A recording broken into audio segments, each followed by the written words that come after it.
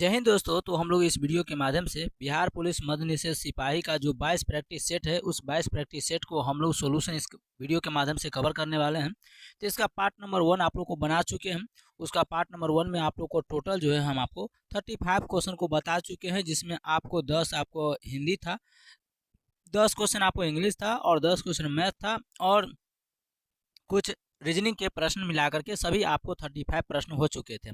तो आज हम लोग इस वीडियो के माध्यम से 36 नंबर क्वेश्चन से कवर करने वाले हैं। यह वीडियो का लेक्चर नंबर सोल्यूशन नंबर 2 होने वाला है। सेट नंबर प्रैक्टिस सेट का 2 होने वाला है। प्रैक्टिस सेट हम 1 ऑलरेडी कर चुके हैं। तो आप लोगों को प्रतिदिन जो यह वीडियो है आपको क्लास का टाइमिंग है, 2 वीडियो आप लोग को अपलोडिंग है। पहला क्लास आप लोग का जो होगा, यानी पहला क्लास जो है आप लोग का कब होगा, तो पहला क्लास होगा आपको दोपहर को 11 बजे वीडियो आप लोग को आ जाएगा, दोपहर 11 बजे। ठीक है, ये 11 बजे ये वीडियो आप लोग को अपलोड हो जाती है। दूसरा वीडियो कब अपलोड होता है, तो दूसरा वीडियो आप लोग का अपलोड होगा शाम को 8 बजे। ठीक है, इसका हम टाइमिंग जो है शाम को 8 बजे से लेकर इस क्लास की टाइमिंग को हम लोग जो है सो शाम को 6 बजे कर देते हैं। कितने बजे, इसका हम 6 बजे कर देते हैं। ठीक है, ये क्लास टाइमिंग 6 बजे हो जाएगा वीडियो अपलोड का। ठीक है, वीडियो अपलोड का। तो इसका 6 बजे या इससे भी पहले हम कर सकते हैं, लेकिन 6 बजे ठीक रहेगा। ठीक है, शाम को 6 बजे इसको अपलोड कर देंगे।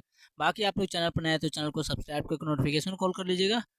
डिस्क्रिप्शन में दिए गए टेलीग्राम चैनल से आप लोग जुड़ जाइएगा, ताकि हर क्लास का अपडेट आप लोग को वहाँ पर मिल जाएगा, एग्जाम से संबंधित A to Z। तो आइए हम लोग शुरू करते हैं। चलिए, तो हम लोग को यहाँ पर दिख रहा है 35 नंबर प्रश्न ऑलरेडी कर चुके थे पार्ट 1 में। आज हम लोग पार्ट 2 इसका कर रहे हैं, जिसमें से 37 नंबर क्वेश्चन है कि 1937 में चेन्नई में मुथैया चिदम्बरम चेट्टियार ने निम्नलिखित बैंकों में से किस बैंक की स्थापना किए थे। तो ये जो 1937 में चेन्नई में मुथैया चिदम्बरम जो स्थापना किए थे बैंक का, वो बैंक था Indian overseas bank. Indian overseas bank की स्थापना किए थे इन्होंने। कब किए थे, 1937 में किए थे। ये भी आप लोग याद रखिएगा। ठीक है, चलिए अगला नंबर सवाल की ओर चलते हैं। अगला 37 नंबर सवाल है कि पिस्तौल और बम इंकलाब नहीं लाते। पिस्तौल और बम इंकलाब नहीं लाते, बल्कि इंकलाब की तलवार विचारों की शान पर तेज होती है, और यही चीज थी जिसे हम प्रकट करना चाहते थे। यह वाक्य यह कौन सी स्वतंत्रता सेनानी के द्वारा बोला गया था। ये बोले थे भगत सिंह। कौन बोले थे, भगत सिंह। इनका मकसद ये नहीं था कि हम बम बारूद को लाएं। ठीक है, ये अपने विचारों को इस माध्यम से प्रकट करना चाहते थे। तो ऑप्शन नंबर 3 सही है। चलिए नेक्स्ट क्वेश्चन है हम लोग का 38 नंबर सवाल कहता है कि शास्तमा शास्तामकोट्टा झील किस राज्य में स्थित है। शास्तामकोट्टा झील किस राज्य में स्थित है। चलिए, तो इसका राइट आंसर हो जाएगा केरल में है। कहाँ पर है, केरल में। भारत का सबसे ज्यादा साक्षरता वाला राज्य कौन सा है, तो भारत में सबसे साक्षरता वाला जो राज्य हो जाएगा वो केरल हो जाएगा, जिसकी राजधानी तिरुवनंतपुरम हो जाएगा। तिरुवनंतपुरम हो जाएगा। तो ये भी आप लोग याद रखिएगा, ऑप्शन नंबर सी हो जाएगा। ठीक है, वास्को डी गामा भारत जो आए थे वो प्रथम बार केरल के ही मालाबार तट पर पहुंचे थे, और वहां का राजा जो था वो जमोरिन, जो जम के स्वागत किया था। ठीक है, लेकिन अफ्रीका महाद्वीप में जो उसे वास्को डी गामा को रास्ता दिखाया था, जो सबसे पहले भारतीय व्यापारी से भेंट हुआ था, उसका नाम क्या था, तो अब्दुल मजीद। अगला क्वेश्चन है कि भारत में केंद्रीय राजस्व बोर्ड अधिनियम को किस वर्ष लागू किया गया था। तो भारत में केंद्रीय राजस्व बोर्ड जो है इसकी स्थापना कब की जाती है, 1963 ईस्वी में इसकी स्थापना की जाती है। ये भी हम लोग याद रखेंगे। ठीक है, चलिए अगला नंबर क्वेश्चन है 40, कहता है भारत के निम्नलिखित में से किस राज्य में इंदिरा सागर बांध स्थित है, जो कंक्रीट गुरुत्व बांध है। तो क्वेश्चन पूछा जाएगा कि कंक्रीट गुरुत्व बांध इनमें से कौन हो जाएगा, तो इंदिरा सागर बांध हो जाएगा। कौन हो जाएगा, इंदिरा सागर बांध हो जाएगा। और यह कहाँ लोकेटेड है, ये कहाँ स्थित है, तो ये हो जाएगा मध्य प्रदेश में। कहाँ पर, मध्य प्रदेश इसका राइट आंसर हो जाएगा। क्वेश्चन पूछा जाएगा कि मध्य प्रदेश को जो है भारत का हृदय प्रदेश कहा जाता है, क्योंकि यह भारत के बीचों बीच होने के कारण इसे मध्य प्रदेश को हृदय प्रदेश कहा जाता है। मान लीजिए कि इस तरीके से हमारा भारत का मैप है। ठीक है, इस तरीके से, तो भारत यहाँ पर मध्य प्रदेश लोकेटेड है। ठीक है, चलिए, तो इसका राइट आंसर होगा मध्य प्रदेश। भारत में सोयाबीन का सर्वाधिक उत्पादन कहाँ होता है? तो भारत में सोयाबीन का उत्पादन मध्य प्रदेश में होता है। ठीक है, सबसे ज़्यादा टाइगरों की संख्या कहाँ पर है? तो मध्य प्रदेश में है। मध्य प्रदेश की राजधानी भोपाल हो जाएगा। और भोपाल में एक गैस का रिसाव हुआ था जिसका नाम था methyl isocyanate. Methyl isocyanate gas का रिसाव हुआ था। आप लोग को कमेंट्स में यह बताना है कि यह मिथाइल आइसोसाइनेट का रिसाव कब की हुआ था, कब हुआ था। ठीक है, चलिए अगला नंबर क्वेश्चन है, सरकारी बैंकों में अनर्जक संपत्तियों जिसे एनपीए कहते हैं, एनपीए कहते हैं, अनर्जक संपत्ति विस्तृत रिपोर्ट देने के लिए किस समिति की नियुक्ति की गई थी? तो ये जो था, सरकारी बैंकों में जितने भी सारे अनर्जक संपत्तियां रखी गई है उसका रिपोर्ट देने के लिए सबसे पहले किस समिति की नियुक्ति किया गया था? तो ये समिति कोई नहीं, ये समिति था पन्नीर सेल्वम था, पन्नीर सेल्वम समिति, पन्नीर सेल्वम समिति था। तो ऑप्शन नंबर 3 सही है। और ये कब दिया गया था? 1997 में दिया गया था, यहाँ पर हम आपको लिख चुके हैं। अगला 42 नंबर सवाल है, राज्य वित्तीय निगम अधिनियम, राज्य वित्तीय निगम अधिनियम किस वर्ष में पारित किया गया था? और इसे अधिनियम में राज्य वित्तीय निगमों की स्थापना का प्रावधान कब किया गया था? तो 1951 यानी 1951 में जो है इसकी प्रावधान किया गया था। ऑप्शन नंबर कौन सा आ जाएगा? 3। ठीक है, चलिए हमारा देश आज़ाद कब हुआ था? तो 15 अगस्त 1947 को हमारा देश आज़ाद हुआ था, इसीलिए हम लोग स्वतंत्र दिवस मनाते हैं, स्वतंत्र दिवस मनाते हैं। और 1950 में हमारा देश में संविधान लागू हुआ था, इसीलिए 1950 को हम लोग गणतंत्र दिवस मनाते हैं, गणतंत्र दिवस मनाते हैं। इसी दिन हमारा संविधान क्या हुआ था? लागू हुआ था। ठीक है, आप लोग को कमेंट्स में बताना है कि संविधान बनने में कितना समय लगा था। नेक्स्ट क्वेश्चन है कि किस नदी की सहायक नदी बांग्लादेश में पद्मा के नाम से जाती है? तो देखिए यहाँ पर बिहार, उत्तर प्रदेश बिहार होते हुए उत्तराखंड से निकलते हुए यह जो है गंगा नदी बांग्लादेश में जाती है। और इधर से असम से होकर के ब्रह्मपुत्रा नदी आती है, ब्रह्मपुत्रा नदी आती है। और जहाँ पर ये बांग्लादेश में मिलती है तब इसे पद्मा के नाम से जाना जाता है, तब इसे पद्मा के नाम से जाना जाता है। तो क्वेश्चन पूछा है कौन सी नदी हो जाएगा भाई जिसे हम लोग पद्मा के नाम से जान देते हैं? तो वो हो जाएगा गंगा रिवर। कौन सा हो जाएगा? गंगा रिवर हो जाएगा। ठीक है, आप लोग को कमेंट्स में बताना है कि गंगा नदी की लंबाई जो है वो भारत में कितनी है? गंगा नदी की लंबाई भारत में कितनी है? कमेंट्स करेंगे कि गंगा नदी की लंबाई भारत में कितनी है और भारत में गंगा नदी को राष्ट्रीय नदी के रूप में, नेशनल रिवर के रूप में कब अपनाया गया था? अगला क्वेश्चन है कि फूलों की घाटी राष्ट्रीय उद्यान डैश में स्थित है? तो फूलों की घाटी राष्ट्रीय उद्यान जो है उत्तराखंड में स्थित है।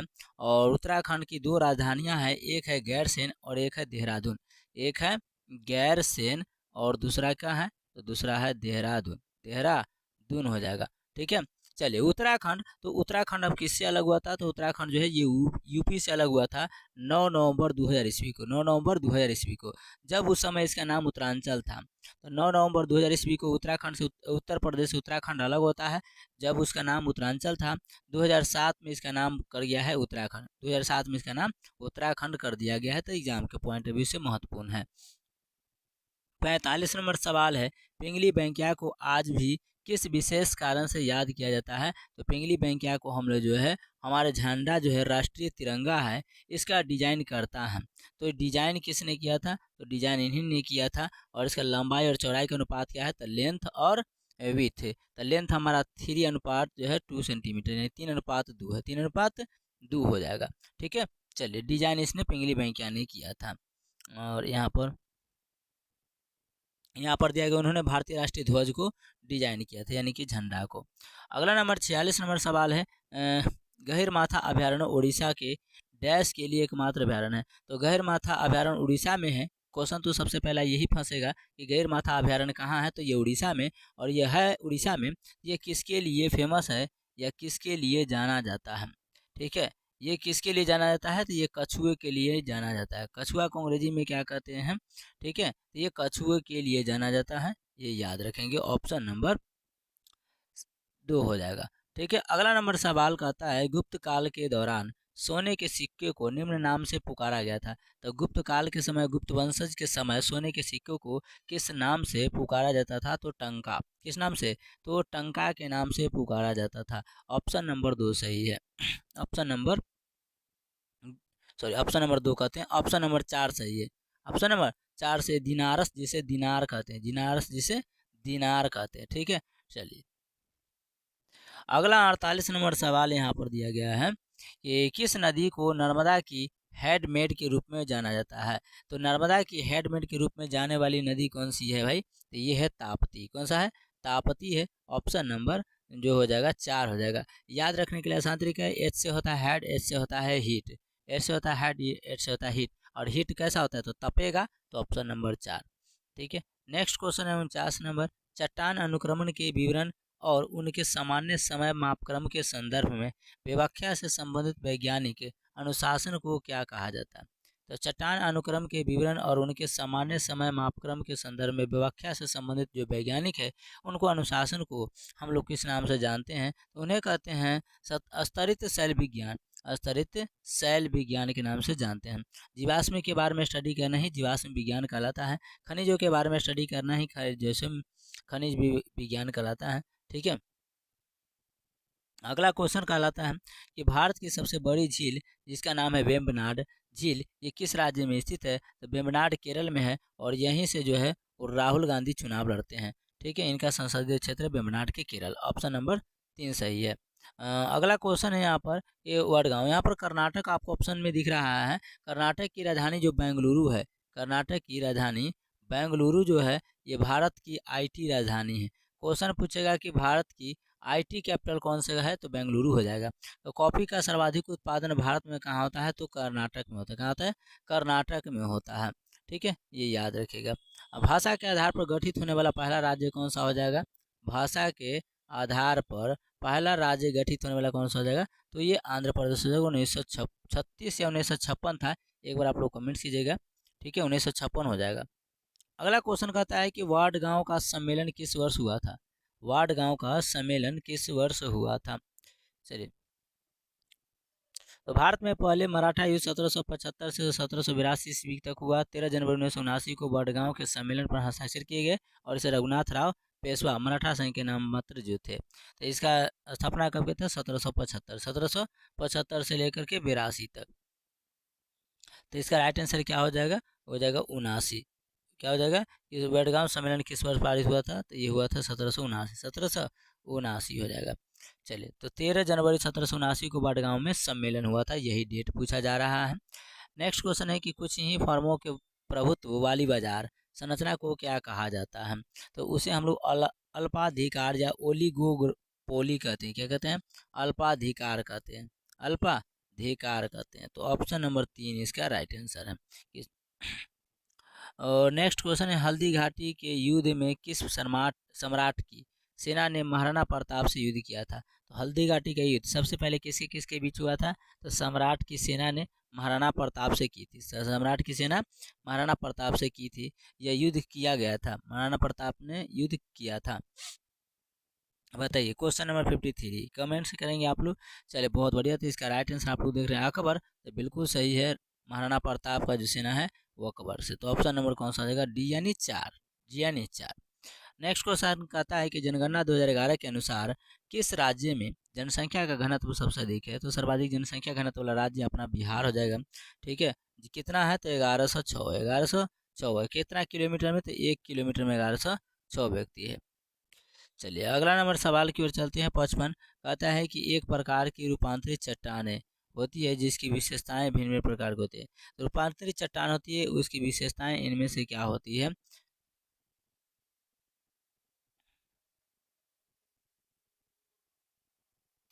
चलिए, तो उनकी विशेषताएं क्या होती है, तो उनकी विशेषताएं यही होती है कि वह सेल के बने होते हैं। किसके, सेल होते हैं। ऑप्शन नंबर कौन सा आ जाएगा, ए, ऑप्शन नंबर ए सही है। अगला क्वेश्चन है 56 कहता है कि भारतीय संविधान के अनुसार मध्यवर्ती स्तर पर पंचायतों का गठन एक ऐसे राज्य में नहीं किया जा सकता है जिसकी जनसंख्या निम्नलिखित में से कम। तो जिसकी जनसंख्या, अगर यहाँ पर पंचायतों का गठन तब तक नहीं किया जाएगा जब तक उसकी जनसंख्या कितना रहेगी, तो उसकी जनसंख्या जो है वो 20 लाख से कम नहीं होनी चाहिए, 20 लाख से कम नहीं होनी चाहिए तब तक। तो ऑप्शन नंबर कौन सा हो जाएगा, 4 हो जाएगा। तब जाकर के पंचायती का गठन किया जा सकता है। नेक्स्ट क्वेश्चन है, निम्नलिखित में से कौन सा एक ऐसा मौद्रिक सिद्धांत है जिसमें कहा गया है कि बुरी बुरी मुद्रा अच्छी मुद्रा को प्रचलन से बाहर कर देती है। ये किसने कहा था? चलिए, तो ये अर्थशास्त्र में ग्रेसम का नियम एक मौद्रिक सिद्धांत था। अर्थशास्त्र में ग्रेसम का नियम में इसमें कहा गया है। तो ऑप्शन नंबर ए सही है। अगला नंबर सवाल कहता है भारत की सबसे बड़ी मीठे पानी की झील कोलेरू झील है, ये भी इसका पता है, ये किस राज्य में स्थित है? ठीक है, तो हम लोग जो पढ़ रहे थे कि कोलेरू झील जो है वो यहाँ है, इसके लिए इसकी विशेषता पढ़ते थे। अब इसका राज्य भी पूछा जा रहा है। तो कोलेरू झील भारत की सबसे बड़ी ताजे पानी की झीलों में से एक है, जो आंध्र प्रदेश राज्य में स्थित है। और एशिया की सबसे बड़ी उथली मीठे पानी का झील कौन सा है? तो यही है, जो एलूर शहर से 15 किलोमीटर दूर है, कोलेरू, कृष्णा और गोदावरी। तो ये किस राज्य में है? तो ये हो जाएगा आपको आंध्र प्रदेश में। कहाँ पर है? ये आंध्र प्रदेश में है। आंध्र प्रदेश की राजधानी कहाँ है? अमरावती है। जस्ट इसको बनाया गया है, ठीक है, अमरावती। अमरावती से जो है तेलंगाना टूट करके कब अलग हुआ था? अमरावती से तेलंगाना कब टूट करके अलग हुआ था? कमेंट करेंगे। आइए 59 नंबर सवाल कहता है राष्ट्रपति के चुनाव से उत्पन्न सभी संदेहों और विवादों की जांच करने और नियम और निर्णय करने की शक्तियाँ किसमें होती है? तो राष्ट्रपति के चुनाव में विवाद हुआ, इस सभी का निर्णय करने की शक्तियाँ जो होती है वो हमारे सर्वोच्च न्यायालय के पास होती है। सर्वोच्च न्यायालय यानी हाई कोर्ट के पास होती है, ठीक है, सुप्रीम कोर्ट। तो ऑप्शन नंबर कौन सा आ जाएगा? तो 3, ऑप्शन नंबर 3 सही है। चलिए अगला नंबर सवाल की ओर चलते हैं। 60 नंबर सवाल कहता है कि वर्ष 1774 में प्रसिद्ध रोहिल्ला युद्ध में रोहिल्ला को अवध के किस नवाब ने हराया था? तो 1774 में रोहिल्ला युद्ध होता है। सबसे पहला तो यही प्रश्न बनेगा कि 1774 में कौन सा युद्ध हुआ था? रोहिल्ला युद्ध। रोहिल्ला युद्ध को अवध के किस नवाब को हराया गया था? रोहिल्ला युद्ध में अवध के किस नवाब को हराया गया था? तो शुजा उद दौला को हराया गया था। तो ऑप्शन नंबर कौन सा जाएगा? 4, ऑप्शन नंबर 4 सही है।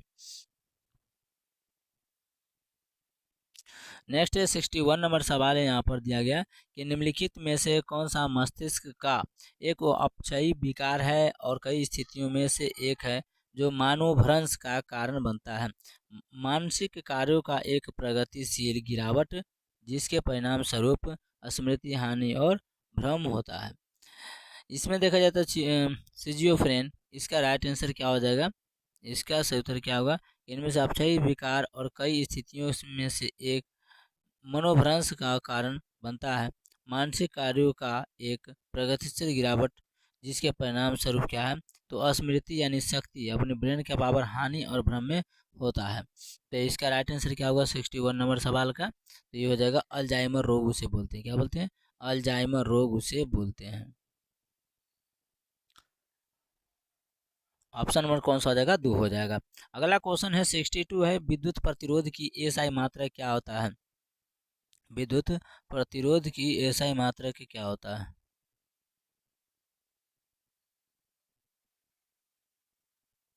बताइए, विद्युत प्रतिरोध का एसआई मात्रा की क्या होता है? विद्युत प्रतिरोध का एसआई मात्रा की क्या होता है? चलिए, तो विद्युत प्रतिरोध का एसआई मात्रा क्या होता है? ओम होता है। विद्युत प्रतिरोध का एसआई मात्रा क्या होता है? ओम होता है। और इसका जो सिंबल होता है कुछ इस तरीके से होता है। वोल्ट किसका मात्रक होता है? तो ये विभवांतर का एसआई मात्रक होता है, ठीक है। एम्पियर किसका मात्रक होता है? तो विद्युत धारा का एसआई मात्रक एम्पियर होता है, ठीक है। तो ये सब चीज आप लोग याद रखिएगा। ऑप्शन नंबर 2 सही है। अगला क्वेश्चन कहता है कि बेसाइल कैलेमेट गुएरिन वैक्सीन, जिसे बीसीजी वैक्सीन कहा जाता है, निम्नलिखित में से किस बीमारी को रोकने के लिए किया जाता है? तो बीसीजी का टीका कब दिया जाता है? तो बीसीजी का टीका दिया जाता है तपेदी के समय, जिसे बोलते हैं टीबी। क्या बोलते हैं? टीबी बोलते हैं। तो ऑप्शन नंबर जो हो जाएगा 3, इसका राइट आंसर हो जाएगा 67 का।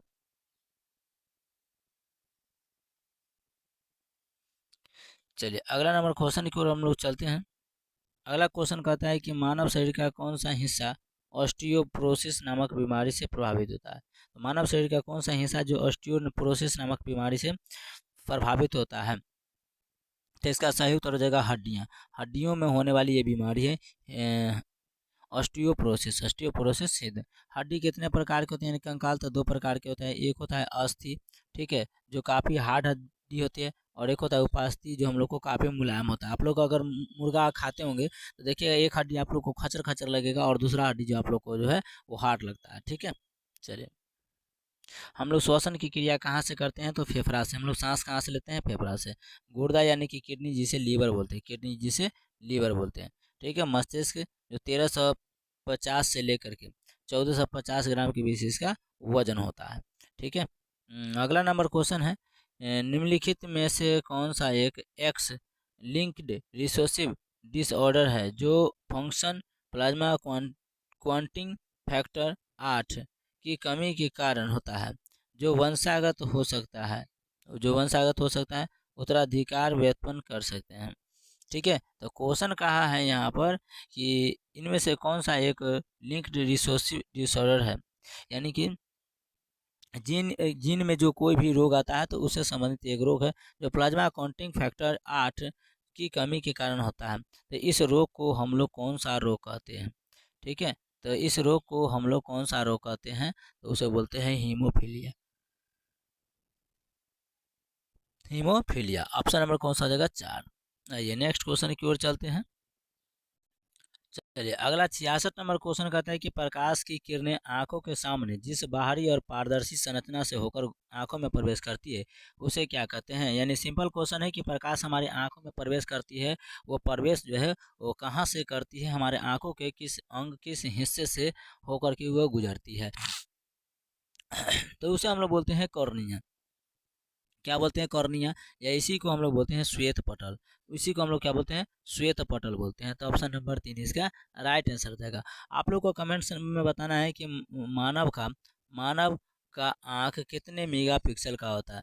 मानव का आँख जो है कितना मेगापिक्सल का होता है, कितना एम्पियर का होता है, ठीक है। आप लोग कैमरा का भी बहुत सारा सुने होंगे, 102, 112। तो आँख का बताइए आप लोग, आँख कितने मेगापिक्सल का बना होता है और आँख में कौन सा दर्पण लगा, कौन सा लेंस लगा होता है, कौन सा लेंस लगा होता है। अगला क्वेश्चन है, पके केले में पाया जाने वाला प्रमुख अम्ल कौन सा है? तो पका हुआ केला में कौन सा अम्ल पाया जाता है? चलिए तो इसका राइट आंसर हो जाएगा मैलिक अम्ल। और मैलिक अम्ल जो है आप लोग को जो है वो सेब में भी पाया जाता है, सेब में भी पाया जाता है, तो ये भी आप लोग याद रखिएगा, ठीक है। फॉर्मिक अम्ल किस में पाया जाता है? तो ये लाल चींटी में पाया जाता है, लाल चींटी में पाया जाता है।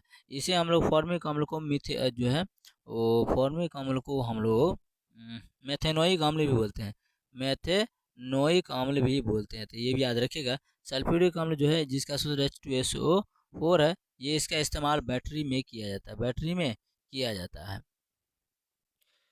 अगला 68 नंबर सवाल कहता है, 68 नंबर सवाल कि अन्य नाम मेसोपोटामिन है, पाचक रस, हास्य गैस, आश्रु गैस और वृद्धि गैस। इनमें से कौन सी गैस है जिसे सेमेटोट्रोपिन कहा जाता है? सेमेटोट्रोपिन कहा जाता है। 68 नंबर सवाल है। चलिए बिल्कुल, तो इसका राइट आंसर होगा वृद्धि हार्मोन को ही वृद्धि हार्मोन को ही ये कहा जाता है। तो ऑप्शन नंबर कौन सा हो जाएगा? तो 4 वाला इसका राइट आंसर हो जाएगा। 69 नंबर सवाल कहता है कि सभी परमाणुओं में पाए जाने वाले स्थिर नकारात्मक चार्ज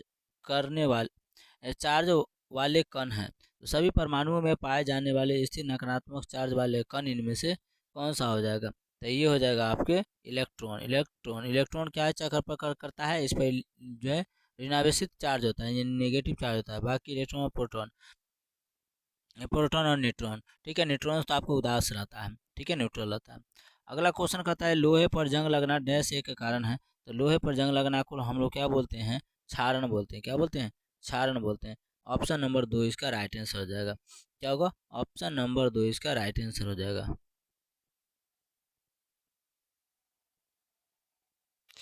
चलिए अगला नंबर क्वेश्चन है 71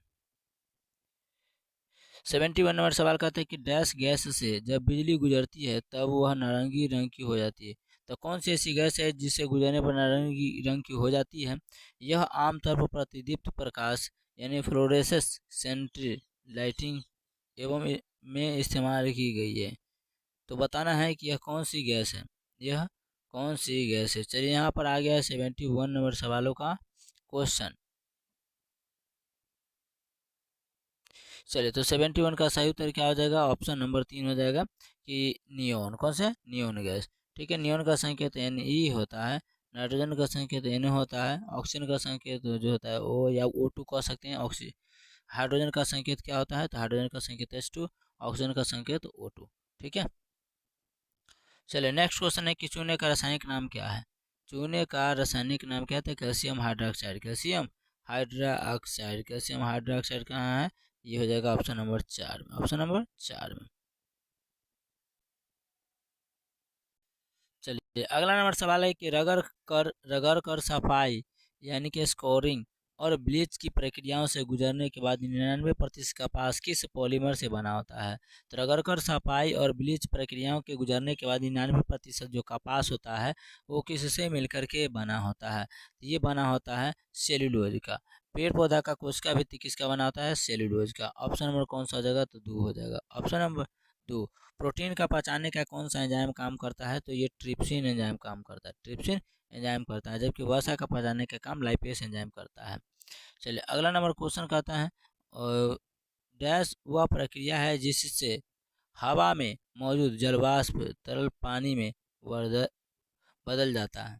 तो वह कौन सा प्रक्रिया है जिससे हवा में मौजूद जलवायु यानी जलवाष्प तरल पानी में यानी हवा में ऊपर जो है गैस बन के रहेगा, ठीक है, और यह पानी में बदल जाता है। तो वो कौन सी प्रक्रिया है? तो बिल्कुल इसका राइट आंसर होगा संघनन। कौन सा? संघनन प्रक्रिया है, जिसके कारण वायुमंडल में आकाश में क्या होती है? गैस होती है, धुआं होती है, और जैसे इसके बाद जो है जल बन जाता है। 75 नंबर सवाल कहता है कि पत्ते के तने जैसा हिस्सा होता है जो अंकुर को ताने से जोड़ता है। बताना है कि इसका राइट आंसर क्या होगा 75 नंबर सवाल का। ठीक है, तो चलिए उसे पेट्रियोल। तो इसका राइट आंसर क्या हो जाएगा?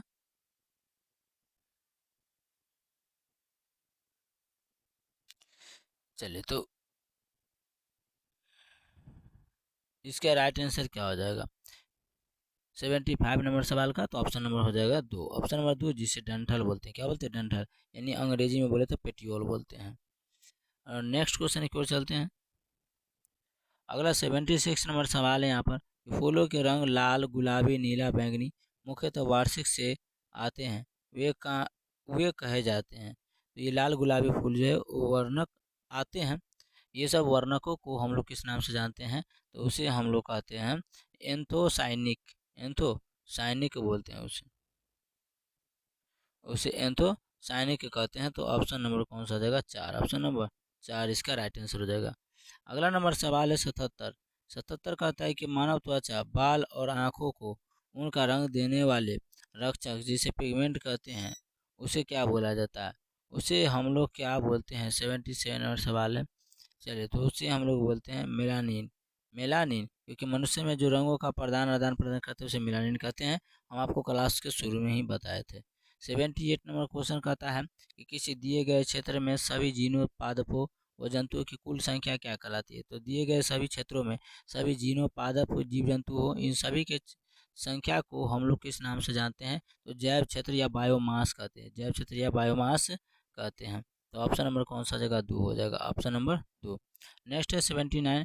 निम्नलिखित में से कौन सा वसा में घुलनशील विटामिन है जो खून के थक्के, हड्डी के चयापचय और खून में कैल्शियम के असर को नियंत्रित करने में भूमिका निभा देगी? चलिए तो इसका राइट आंसर हो जाएगा ऑप्शन नंबर 3, ऑप्शन नंबर 3 हो जाएगा। 3 में क्या है? Vitamin B, vitamin B.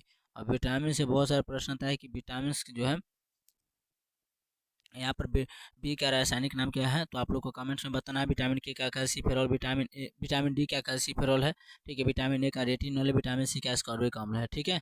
चलिए तो विटामिन ए आँखों के लिए अच्छा होता है, विटामिन सी हमारे त्वचा के लिए अच्छा होता है, विटामिन के जो है हमारे रक्त को थक्का जमाने में मदद करता है, ये याद रखिएगा। अगला क्वेश्चन है 80 नंबर की। एक पेड़ की छाल के अंदर जीवित कोशिकाओं की पतली परत को क्या बोलते हैं? तो उसे पतली परत को हम लोग किस नाम से जानते हैं? तो उसे हम लोग जानते हैं कैम्बियम। कौन सा? कैम्बियम के नाम से जानते हैं। तो ऑप्शन नंबर कौन सा हो जाएगा? तो बी इसका राइट आंसर हो जाएगा।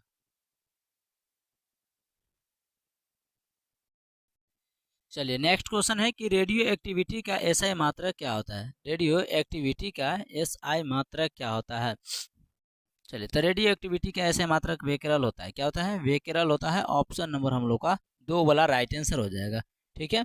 ऑप्शन नंबर ध्वनि का ऐसे मात्रक क्या हो जाता है, या हम लोग तरंग दैर्घ्य को किस में मापते हैं? डेसिबल। तरंग दैर्घ्य को हम लोग एंगस्ट्रॉन में मापते हैं, ठीक है, याद रखिएगा। कोबाल्ट जो है वो C16, जिसके माध्यम से हम लोग क्या जो है ये कोबाल्ट किसका जो होता है तो क्वाल 60 के माध्यम से जो है कैंसर का इलाज किया जाता है। अगला 82 नंबर क्वेश्चन है यहाँ पर कि आंखों के आंसू निम्न में से किस ग्रंथि द्वारा स्रावित होता है। तो हम लोग को आंखों का जो आंसू बहती है वो कौन सी ग्रंथि, तो लैक्रिमल ग्रंथि। कौन सा, लैक्रिमल ग्रंथि। ऑप्शन नंबर ए में दिया गया लैक्रिमल ग्लैंड के माध्यम से। थायराइड ग्रंथि से कौन सा हार्मोन निकलता है, तो थायरोक्सिन हार्मोन निकलता है, थायरोक्सिन हार्मोन निकलता है, जिसे हम लोग जैसे घेंघा नामक रोग जो होता है उसकी कमी देखने को मिलता है। और ये एक्टिव कब होता है, जब हम लोग आयोडीन नमक खाते हैं। तो आयोडीन नमक खाने के समय में, ठीक है, आयोडीन नमक जब हम लोग खाते हैं, ठीक है, तो आयोडीन जब हम लोग नमक खाते हैं तो उस स्थिति में क्या होता है, तो उस स्थिति में हमारा जो ये जो होता है थायरॉक्सिन ग्लैंड जो होता है, थायरॉक्सिन ग्लैंड आयोडीन खाने के बाद हमारा ये एक्टिव होता है और इससे थायरॉक्सिन हार्मोन निकलता है, जिससे हम लोग घेंघा नामक रोग नहीं होता है। ठीक है, तो हमारा राइट आंसर क्या था, option number A, option number A था। अगला नंबर सवाल की ओर चले हम लोग। अगला 83 नंबर सवाल यहाँ पर है, कहता है कि निम्नलिखित में से तापमान के सही मात्रक क्या होता है। तो इसे हम लोग केल्विन बोलते हैं। क्या बोलते हैं, केल्विन बोलते हैं, जिसे हम लोग के से सूचित करते हैं। कैंडेला ज्योति तीव्रता का मात्रक होता है, कैंडेला ज्योति तीव्रता का मात्रक होता है, याद रखेंगे। ज्योति तीव्रता का ऐसा मात्रक कहता है, कैंडेला होता है। ठीक है, एम्पियर विद्युत धारा का ऐसा मात्रक होता है, विद्युत धारा का ऐसे मात्रक होता है। तो ये भी हम लोग याद रखेंगे। ऑप्शन नंबर हमारा ये सही है। अगला क्वेश्चन कहता है कि किसी औसत वयस्क व्यक्ति के लिए ध्वनि की श्रव्य सीमा कितनी होनी चाहिए। तो एक वयस्क व्यक्ति कितने ध्वनि की सीमा को सुन सकता है, तो वो सुन सकता है 20 हर्ट्ज से लेकर के 20,000 हर्ट्ज तक, 20 हर्ट्ज से लेकर के 20,000 हर्ट्ज तक। ऑप्शन नंबर 4 इसका राइट आंसर हो जाएगा। ठीक है, अगला नंबर सवाल की ओर चलते हैं। 85 कि रडार सिस्टम में उपयोग की आने वाली तरंगे कौन सी है। तो रडार में कौन सा सिस्टम, कौन सा तरंगे, कौन सा वेव का इस्तेमाल किए जाते हैं। तो माइक्रोवेव का, माइक्रोवेव जिसे 1 गीगाहर्ट्ज से लेकर के 300 गीगाहर्ट्ज तक की विद्युत चुंबकीय तरंगे होती है। कौन सी, विद्युत चुंबकीय तरंगे होती है। तो इसका राइट आंसर होता है सूक्ष्म। कौन सा, सूक्ष्म तरंगे कहा जाता है। तो ऑप्शन नंबर सी सही है। ठीक है, जिसे हम लोग सिग्नल के रूप में इसका इस्तेमाल करते हैं। अगला नंबर सवाल की ओर चलते हैं। अगला हम लोग का हो जाएगा 86 नंबर सवाल, 85 हो गया। 86 हम लोग का आ गया सामान्य ज्ञान एवं समसामयिकी, यानी इसमें करंट अफेयर्स भी आप लोग को देखने को मिलेगा। रानी की वाव, जिसे रानी का स्टेप वेल कहा जाता है, जो यूनेस्को के विश्व विरासत में शामिल है, ये कहाँ स्थित है। रानी की वाव कहाँ पर स्थित है, ये गुजरात में स्थित है। गुजरात की राजधानी गांधीनगर है, ये भी आप लोग याद रखेंगे। तो गुजरात में स्थित है। ठीक है, भारत में सबसे बाद में सूर्यास्त, सबसे बाद में सूर्यास्त कहाँ होता है, गुजरात में होता है। और सबसे पहले सूर्योदय कहाँ होता है, तो सूर्योदय अरुणाचल प्रदेश में होता है, अरुणाचल प्रदेश में होता है। और ये दोनों का अंतर कितना है, सूर्यास्त और सूर्योदय गुजरात से लेकर के अरुणाचल में, तो इसकी जो 2 घंटा का है। ठीक है, ये हम लोग का भारत का मैप है। और यहाँ पर आप लोग का इसमें हो जाएगा अरुणाचल प्रदेश, यहाँ पर हो जाएगा अरुणाचल प्रदेश। ठीक है, और यहाँ पर हो जाएगा गुजरात, यहाँ पर हो जाएगा गुजरात। यहाँ से यहाँ तक आने में इसे 2 घंटा का अंतर होता है, 2 घंटा का सूर्योदय और सूर्यास्त में अंतर होता है। अगला क्वेश्चन है 87, पान सिंह तोमर जो 7 बार राष्ट्रीय चैंपियन रह चुके थे, निम्नलिखित में से किस खेल से जुड़े हुए थे। तो पान सिंह तोमर कौन सी खेल से जुड़े हुए हैं, तो ये इनका खेल था लंबी घोड़दौड़, लंबी घोड़दौड़ थे। तो ऑप्शन नंबर 4 इसका राइट आंसर हो जाएगा। ठीक है, गोला फेंक दिवस जो है 7 अगस्त को मनाया जाता है, और किसकी याद में मनाया जाता है, तो ये अभी नीरज चोपड़ा गोल्डन मेडल जीते थे, इसकी याद में। 88 नंबर क्वेश्चन है, हिंदी की महानतम साहित्यिक कृतियों में से एक महाकाव्य कामिनी का लेखक इनमें से कौन हो जाएंगे। तो कामिनी का लेखक जयशंकर प्रसाद जी हैं, जयशंकर प्रसाद जी। ऑप्शन नंबर 2 सही है। अगला क्वेश्चन कहता है कि बेलगावी शहर किस राज्य में स्थित है। तो बेलगावी शहर जो है वो कर्नाटक में स्थित है। भारत में सर्वाधिक कॉफी का उत्पादन कर्नाटक में होता है। कर्नाटक की राजधानी बेंगलुरु को हम लोग IT सिटी या जो है सो IT, बेंगलुरु को IT राजधानी के रूप में जाना जाता है। ठीक है, नेक्स्ट क्वेश्चन है 90 नंबर, मोहिनी अट्टम की नर्तकियों द्वारा चमकीले सुनहरी बॉर्डर से अलंकृत किस रंग की साड़ी को पहना जाता है। तो ये व्हाइट कलर का होता है। कैसा होता है, वो व्हाइट कलर का होता है। तो इसका राइट आंसर कौन सा हो जाएगा, सफ़ेद, हल्का हल्का सफ़ेद। ठीक है, ऑप्शन नंबर 4 सही है। आइए हम लोग का अगला नंबर क्वेश्चन हो जाएगा 91 91 कहता है कि मुद्रा पावर प्लांट किस राज्य में स्थित है। मुद्रा पावर प्लांट किस राज्य में स्थित है। मुद्रा थर्मल पावर स्टेशन भारत के गुजरात राज्य के कच्छ जिला में, गुजरात राज्य के कच्छ जिला में है। ठीक है, ये याद रखना है। तो ऑप्शन नंबर कौन सा हो जाएगा, ये इसका राइट आंसर हो जाएगा। ये पावर प्लांट जो है अडानी पावर के कोयला आधारित बिजली संयंत्रों से चलने वाली है और बिजली संयंत्र के लिए कोयला मुख्य रूप से इंडोनेशिया के वानू से आयात किया जाता है। तो इसको चलाने के लिए इंडोनेशिया के बानू जगह है, वहाँ से इस कोयला को मंगाया जाता है। ठीक है, कोयला का कितने प्रकार होते हैं कमेंट्स कीजिएगा आप लोग। भारत में कौन सा प्रकार कोयला का पाया जाता है ये भी हम लोग देखेंगे। आगे की राष्ट्रीय पोषण संस्थान कहाँ स्थित है। राष्ट्रीय पोषण संस्थान जो है सार्वजनिक स्वास्थ्य पोषण और ट्रांसलेशन अनुसंधान केंद्र जो भारत के हैदराबाद में स्थित है, और हैदराबाद जो है तेलंगाना की राजधानी, तेलंगाना की राजधानी हो जाएगा। ठीक है, तेलंगाना की जो बना था वो 2 जून 2014 को 2 जून 2014 को बना था। किससे अलग होकर के, तो 2 जून 2014 को यह जो है यह आंध्र प्रदेश से टूट करके बना था, आंध्र प्रदेश से टूट करके बना था। तो ये भी याद रखेंगे। चलिए नेक्स्ट क्वेश्चन है 93 नंबर कि 20वीं सदी के किस प्रख्यात उपन्यासकार और कवि ने पिंजर का लेखन किया था। तो पिंजर का लेखन, इस पर मूवी अच्छा खासा बना है, आप लोग देखे होंगे। ठीक है, तो पिंजर का लेखन करने वाले कौन थे। तो पिंजर का लेखन करने वाले जो थे अमृत प्रीतम थे, अमृता प्रीतम थे। ऑप्शन नंबर कौन सा हो जाएगा, तो ये इसका राइट आंसर हो जाएगा। हरिवंश नारायण बच्चन, इन ये जाएंगे अमिताभ बच्चन जी के पिता, अमिताभ बच्चन जी के पिता हो जाएंगे। चलिए नेक्स्ट क्वेश्चन है 94, कहता है कि सूर्य महोत्सव, सूर्य फेस्टिवल निम्नलिखित में से किस शहर से संबंधित है। किस शहर में ये सूर्य महोत्सव को मनाया जाता है। तो सूर्य महोत्सव दुनिया का सबसे बड़े कला उत्सवों में से एक है, जो 2017 में 111 दिनों तक चला और ये पूरे भारत में इसमें 2000 कलाकारों ने इसमें हिस्सा पार्टिसिपेट किया था। और यह केरल की सबसे बड़ी कला और संस्कृति कार्यक्रम है। तो ये केरल में मनाया जाएगा। कहाँ मनाया जाएगा, केरल में मनाया जाएगा। केरल की राजधानी तिरुवनंतपुरम, केरल की राजधानी तिरुवनंतपुरम हो जाएगा। तो ये राजधानी है किसकी, केरल की है, ये याद रखेंगे। ठीक है, चलिए सभी तरह के सभी एग्जामों का वीडियो आप लोग को यहाँ पर मिल जाएगा। आगे कहता है किस वर्ष में भारतीय क्रिकेट टीम ने दूसरी बार पुरुषों का 1 दिवसीय विश्व कप जीता था। तो कौन सा साल था जिसमें भारतीय टीम ने दूसरी बार 1 दिवसीय क्रिकेट विश्व कप को फाइनल को अपने नाम हासिल किया था। तो भारत ने 2 अप्रैल 2011 को 2011 को जो वानखेड़े स्टेडियम में श्रीलंका को फाइनल में 6 विकेट से हरा करके 2011 में अपना दूसरा आईसीसी जैसे विश्व कप जीता था। और भारत घरेलू धरती पर क्रिकेट विश्व कप फाइनल जीतने वाला पहला देश भी बन चुका था। ये भी आप लोग याद रखिएगा। और 2011 आईसीसी क्रिकेट विश्व कप 10वां क्रिकेट विश्व कप था, जो भारत श्रीलंका और पहली बार बांग्लादेश में खेला गया था। तो ये खेला कहाँ गया था, तो बांग्लादेश में खेला गया था, बांग्लादेश में खेला गया था। तो ये भी याद रखेगा। इसका संस्करण कैमा था, यानी कि कौन से करण का था, ये इसका संस्करण जो था ये 10वां था। कौन सा, 10वां था। बस श्रीलंका को 6 विकेट से हराया गया था और भारत का ये पहला घरेलू मैच था और दूसरा इसका जो है फाइनल जीतने वाला भारत बन चुका था।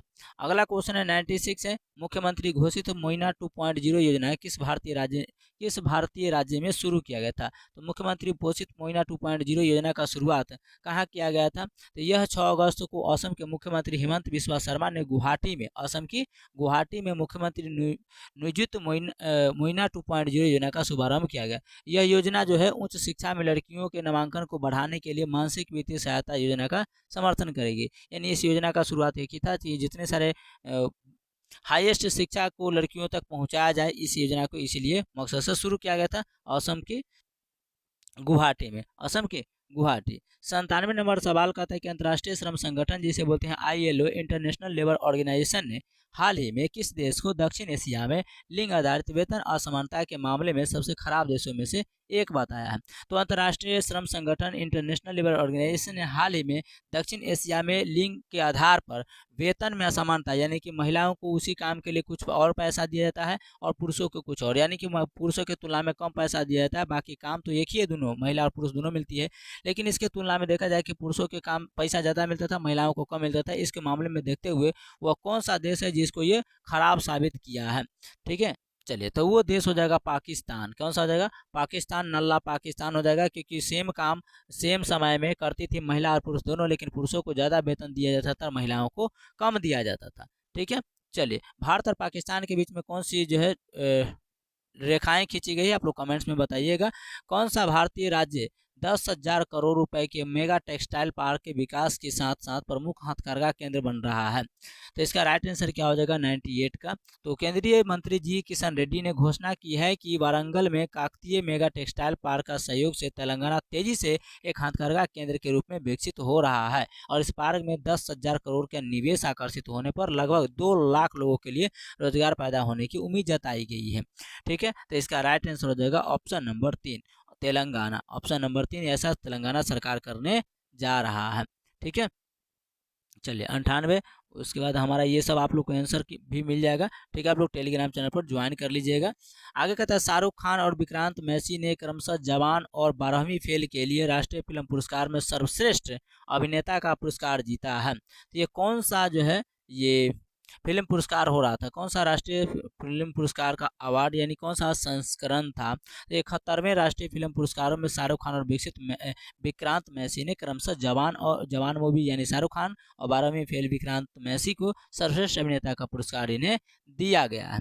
तो कौन सा पुरस्कार था? ये 71वें अवार्ड था। कौन सा? 71वें अवार्ड था। तो ऑप्शन नंबर 3 इसका राइट आंसर होगा। रानी मुखर्जी को मिसेस चटर्जी वर्सेज नॉर्वे के लिए सर्वश्रेष्ठ अभिनेत्री का पुरस्कार दिया गया है और 12वीं फेल को सर्वश्रेष्ठ फिल्म का पुरस्कार मिला है, जबकि वहीं पर सबसे बेस्ट अभिनेता का अवार्ड शाहरुख खान को जवान मूवी के लिए दिया गया था और 12th फेल के लिए जो है बेस्ट एक्टर का अवार्ड जो है वो विक्रांत मैसी को दिया गया था। पीयूष ठाकुर को सर्वश्रेष्ठ निर्देशक यानी डायरेक्टर का अवार्ड दिया गया था।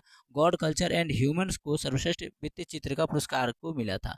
ठीक है, चलिए आइए अगला 100 नंबर सवाल को देखते हैं। 100 क्वेश्चन कहता है भारत ने डैश स्थित एकीकृत परीक्षण रेंज से अग्नि 5 मध्यम दूरी की बैलिस्टिक मिसाइल का सफलतापूर्वक परीक्षण किया है। ये परीक्षण कहाँ पर किया गया है? ये परीक्षण कहाँ पर किया गया है? तो इसका राइट आंसर क्या हो जाएगा? चलिए बिल्कुल चलिए, तो इसका सही उत्तर क्या होगा 100 नंबर सवालों का? ऑप्शन नंबर हो जाएगा 4 चांदीपुर उड़ीसा में। चांदीपुर उड़ीसा में हो जाएगा। चांदीपुर उड़ीसा में हो जाएगा। ऑप्शन नंबर 4 इसका राइट आंसर है। आपको हम सेट नंबर 2 का भी 100% जो है इसका सॉल्यूशन करा दिए हैं। सेट नंबर कौन सा है? 2। अब सेट नंबर हम लोग को नेक्स्ट क्लास में सेट नंबर 3 होगा और दरोगा का भी जो है खान सर का बुक उसका भी हम लोग सोल्यूशन लेकर के आ रहे हैं PYQ क्वेश्चन का। ठीक है, तो बाकी आप लोग चैनल पर बने रहिएगा, सब्सक्राइब करके नोटिफिकेशन कॉल कर लीजिएगा सभी लोग और शेयर भी कर दीजिएगा अपने फ्रेंड्स ग्रुप में, स्टडी ग्रुप में, ताकि सभी लोग इससे जुड़ सकें और अपने तैयारी को बेहतर से बेहतर कर सकते हैं। तो चलिए मिलते हैं नेक्स्ट क्लास में, तब तक के लिए जय हिंद, ध्यान रखिएगा।